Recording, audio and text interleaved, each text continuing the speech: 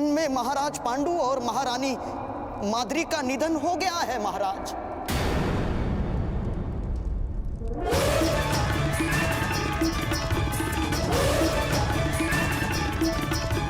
असंभव।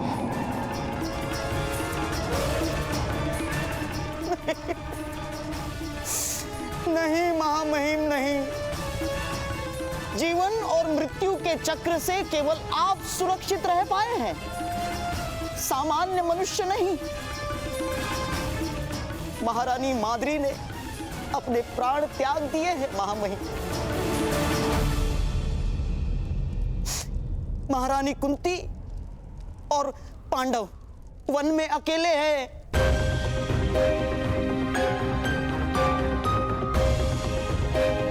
बड़ा कठिन हो जाएगा महारानी कुंती और उनके पुत्रों का जीवन।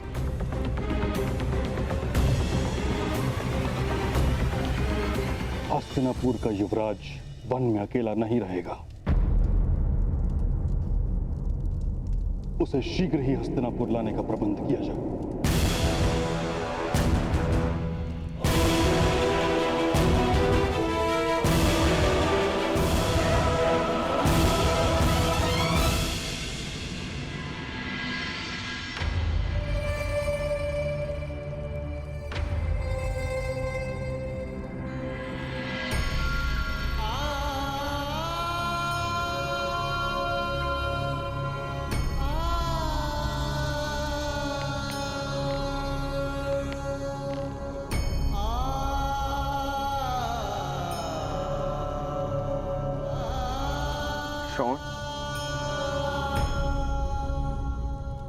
तुम स्वस्थ तो हो ना? 4 लड्डू खाकर आप स्वस्थ नहीं रह सकते। मैंने तो 10 कोड़े खाए हैं। मैं किस प्रकार स्वस्थ रहूंगा?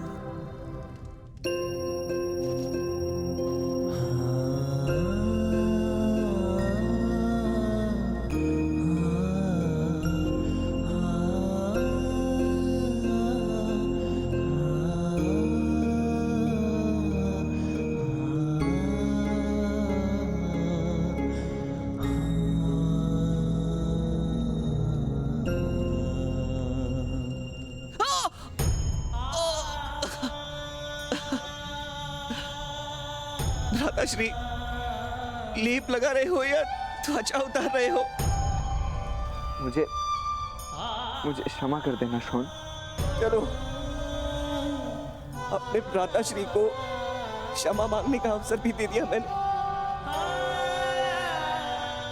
तो आप स्वस्थ रह सकते हैं ना भ्राताश्री? शोन, मेरे कारण तुम्हारी ये स्थिति हुई है। अभ्यास है मुझे भ्राताश्री। आपके कारण बालपन से मुझे मार पड़ी है, किंतु कोई समस्या नहीं। मेरे सारे घावों का पुरस्कार आप एक साथ दे देना। क्या पुरस्कार की इच्छा है शोन? पृथ्वी के किसी कोने पर एक ऐसा स्थान अवश्य निर्मित करना जहां नीची जात के लोगों को कोड़े ना खाने पड़े।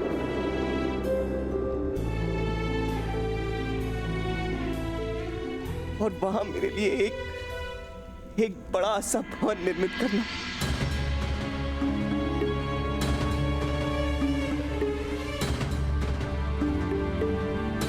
मैं वचन देता हूं शोन, तुम्हारी इच्छा अवश्य पूर्ण करूंगा।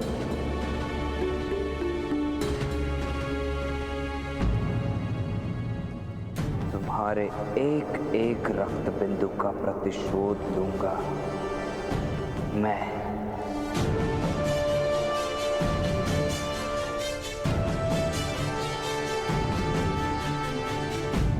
किससे प्रतिशोध लोगे कर्ण? सबसे, किंतु सर्वप्रथम प्रतिशोध लूंगा महामहिम भीष्म से। वसंत पंचमी के महोत्सव में विश्व की कोई शक्ति मेरे निर्णय में परिवर्तन नहीं ला सकती।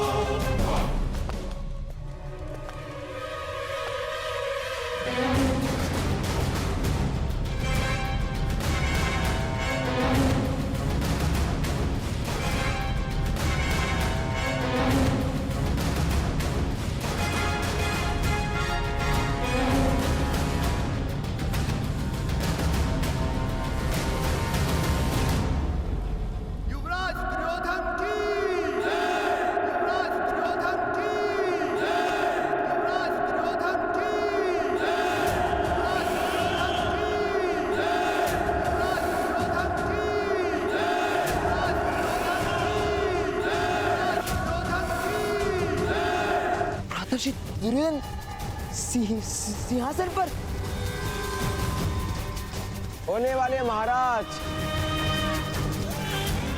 विराजमान है।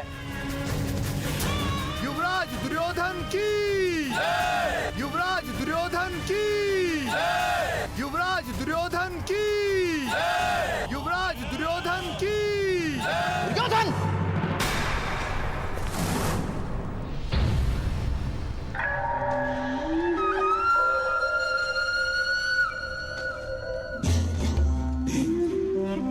यदि इस घटना के समाचार भीष्म और विदुर को मिल गए तो तुम्हें दंड अवश्य मिलेगा पुत्र। इस सिंहासन पर तुम्हारा अधिकार नहीं ना। आज नहीं है मामाश्री, किंतु कल अवश्य यह सिंहासन मेरा ही होगा।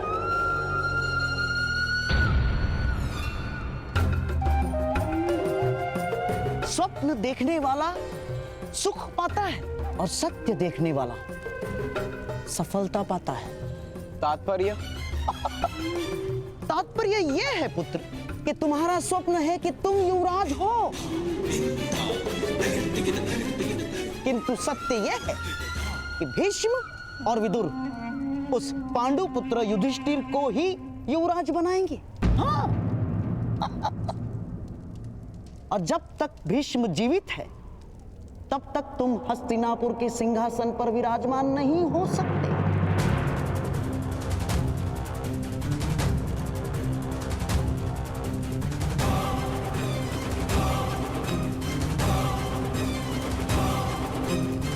किंतु भीष्म पितामह को इच्छा मृत्यु का वरदान है, उनकी मृत्यु होना असंभव है।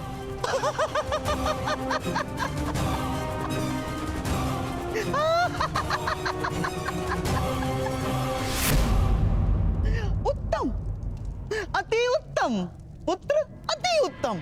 किंतु पांडु पुत्रों को तो ऐसा कोई वरदान प्राप्त नहीं है ना पुत्र।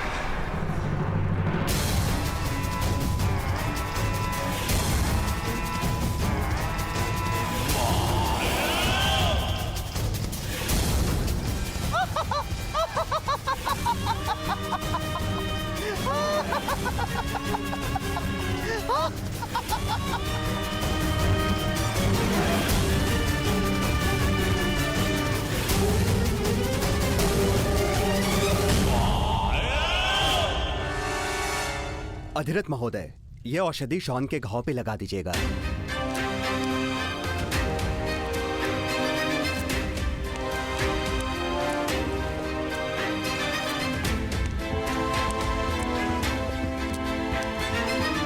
अधिरथ महोदय, आपके लिए महामहिम का आदेश है। आपको शीघ्र ही महामंत्री विदुर जी को वन में लेकर जाना है। वन में? समाचार प्राप्त हुआ है, महाराज पांडु का निधन हो गया है। आपको जाकर राजकुमारों और महारानी कुंती को हस्तिनापुर लाने का आदेश है। महारानी कुंती हस्तिनापुर आ रही। यदि ये बालक राजकुमारी की आंखों के सामने रहा तो शीघ्र ही वो लोकलाज की चिंता त्याग कर इसे अपना लेंगे और बहुत बड़ा अनर्थ हो जाएगा।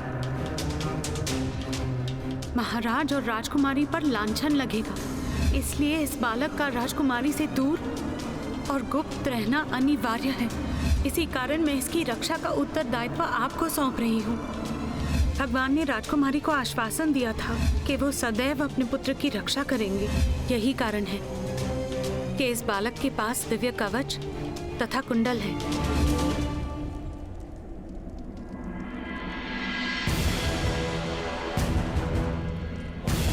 क्षमा कीजिए भगवान सूर्य नारायण, किंतु आप ही का दिया गया हुआ कवच आपके पुत्र का सबसे बड़ा शत्रु बन गया।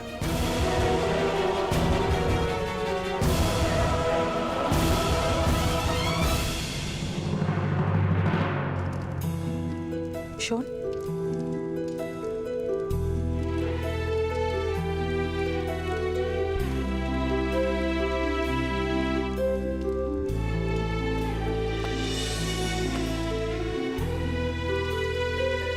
शोन, बैठने का प्रयत्न तो करो।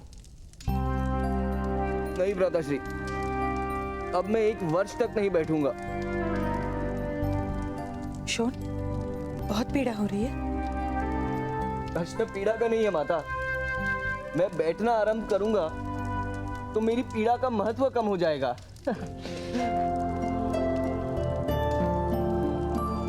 शोन, तुम 1 वर्ष तक कैसे पड़े रह सकते हो? वसंत पंचमी केवल 1 मास के पश्चात है। मेरी परीक्षा देखने नहीं आओगे? यदि तुम्हारे पुत्र को असंतोष पर कोई अंकुश नहीं तो अधिरथ तुम्हें उसका त्याग करना होगा। बसंत पंचमी के दिन कोई परीक्षा नहीं होगी।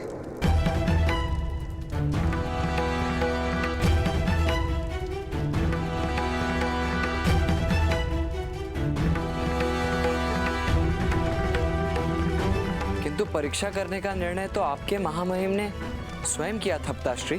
और उस दिन परीक्षा में सफल ना होने की तुम्हारी योजना, ये भी जानता हूं मैं। जीवन में सारथी बनने की ही इच्छा नहीं मेरी।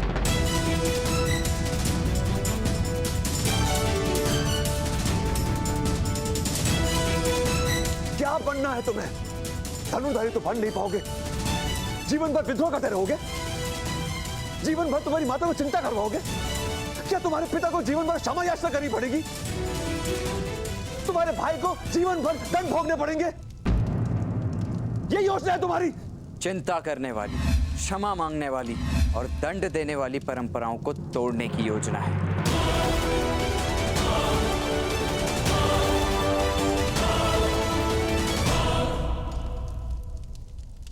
तो तुम्हारी ऐसी योजनाओं को लेकर तुम्हें हस्तिनापुर का त्याग करना होगा कर्ण।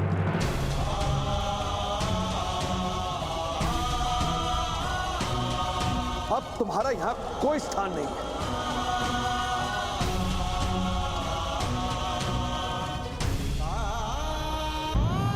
आर्य, ये क्या कह रहे हैं आप? उचित कह रहा हूं राधा। माता सरस्वती भी वडवानल नाम की दिव्य अग्नि का ताप नहीं सह पाई थी। माता गंगा भी शिव के पुत्र का ताप नहीं सह पाई थी। हम तो सामान्य मनुष्य हैं राधा। कब तक इसकी दिव्यता का भार संभालते रहेंगे? बहुत भोग लिया, बहुत सह लिया। राधाश्री के हाथ कटे, हम विस्थापित हुए, मुझे मृत्यु दंड मिला और अब ये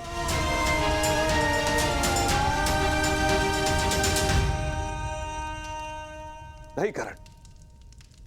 अब इस समाज में तुम्हारे लिए कोई स्थान नहीं है।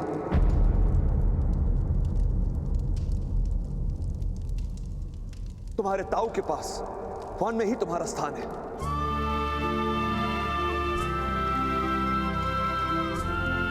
नहीं, नहीं आर्य, आप ऐसा नहीं कर सकते। आप मेरे पुत्र को इस तरह निष्कासित नहीं कर सकते आर्य।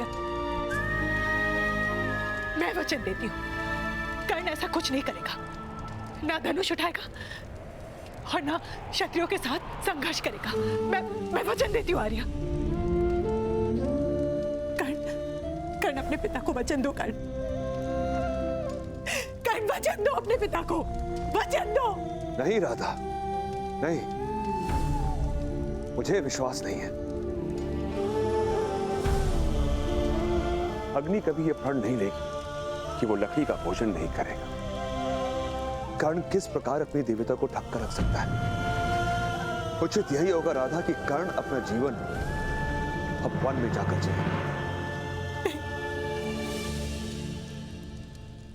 मैं महारानी कुंती और उनके पुत्रों को लेने जा रहा हूं। मेरा आदेश है कर्ण, मेरे लौटने से पूर्व तुम हस्तिनापुर त्याग कर चले जाओ।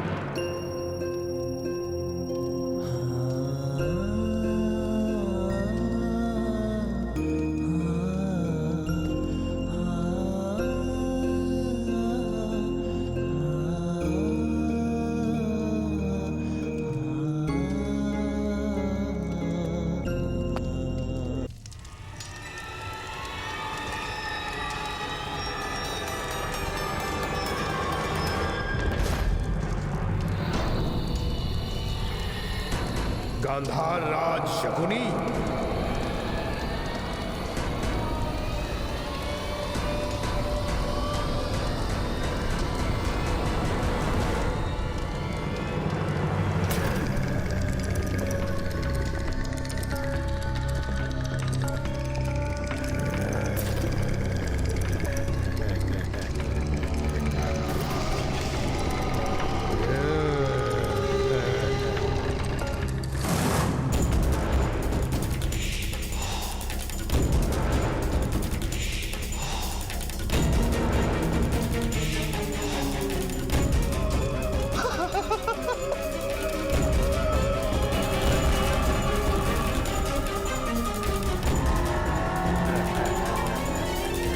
मामाश्री, आपने तो कहा था कि हम किसी भयानक योद्धा से सहायता प्राप्त करने आए हैं। ये ना तो भयानक प्रतीत हो रहा है और ना ही योद्धा। जो योद्धा बलवान प्रतीत ना हो वही तो सत्य में भय का कारण होता है पुत्र।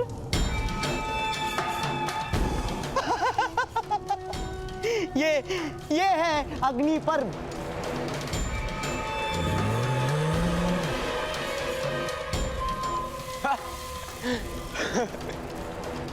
आप चेष्टा मत कीजिए मामाश्री। आओ अग्नि पर मामाश्री को अपना सत्य प्रकट करो, युद्ध करो मुझसे। या!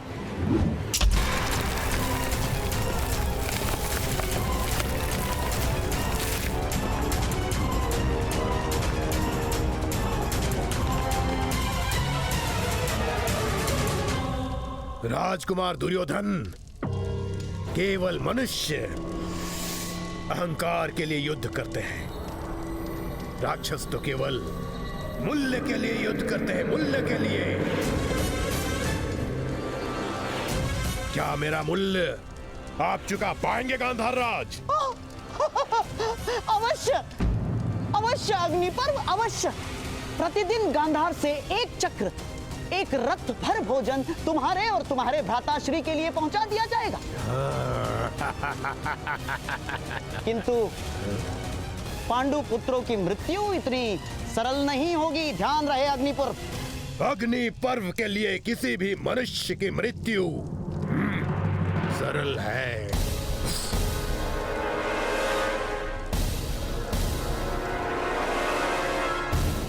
चाहे वो पांडु पुत्र ही क्यों ना हो। पांडव साधारण मनुष्य नहीं अग्निपर्व।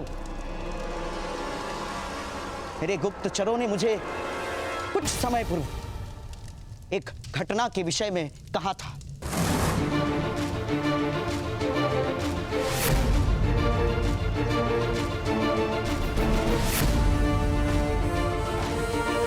उन पांचों में सबसे बलवान है भीम।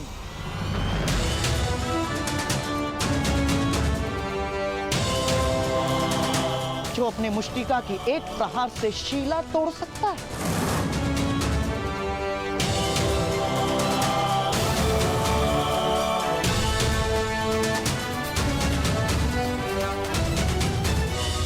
नकुल उन पांचों में सबसे चपल है। विचारों की गति से उसकी तलवार घूमती है।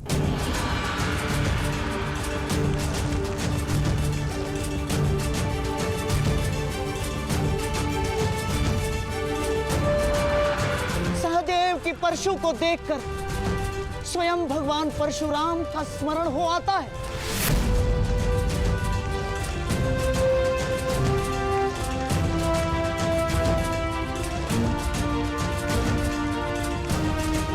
सबसे ज्येष्ठ युधिष्ठिर का भाला शब्द वेदी है।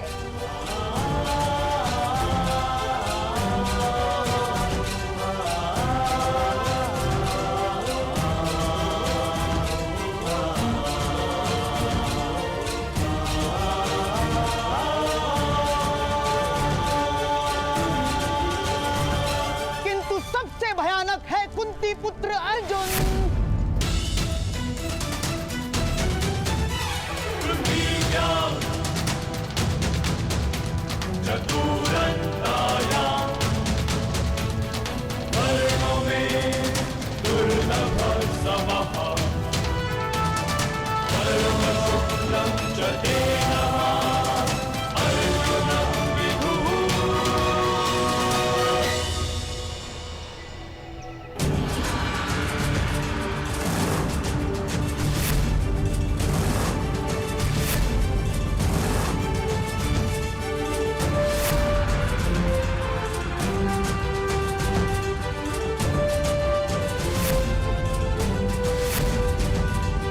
नैमिषारण्य के निकट एक गांव में जब नागों का आक्रमण हुआ था, तब इन्हीं 5 भाइयों ने प्रतिकार किया था।